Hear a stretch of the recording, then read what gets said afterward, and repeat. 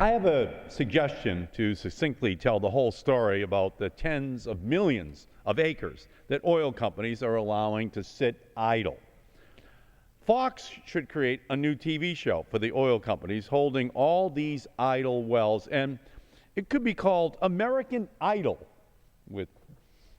Exxon and Chevron and BP and all those companies as the contestants. And every week the oil companies can come and sing their sad tune about needing more taxpayer-owned land to drill, even as their lease blocks are left lonely for years at a time and they don't drill at all. ExxonMobil and BP could sing songs like Not Taking Care of Business or Sitting on a Block in the Bay, where the refrain sung by the oil company executives would, of course, be wasting time. And Simon Cowell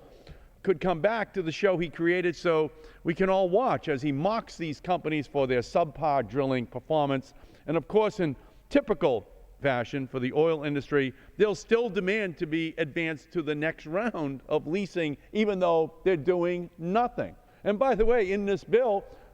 the Republicans actually have a provision that if the president, because Iran attacked us, deployed 10% of the Strategic Petroleum Reserve,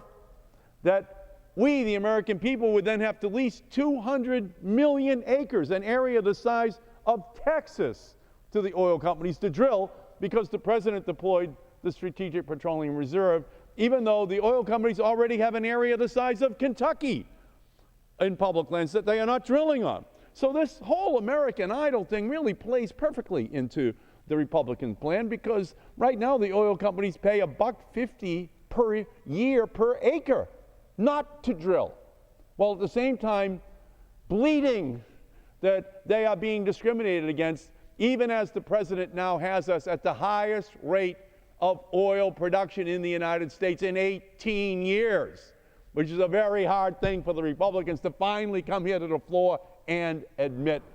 Vote for the Holt Amendment. That is the solution to this problem. Then we'll get America and the oil companies back to work and away from their idle ways, which is hurting the national security of this country.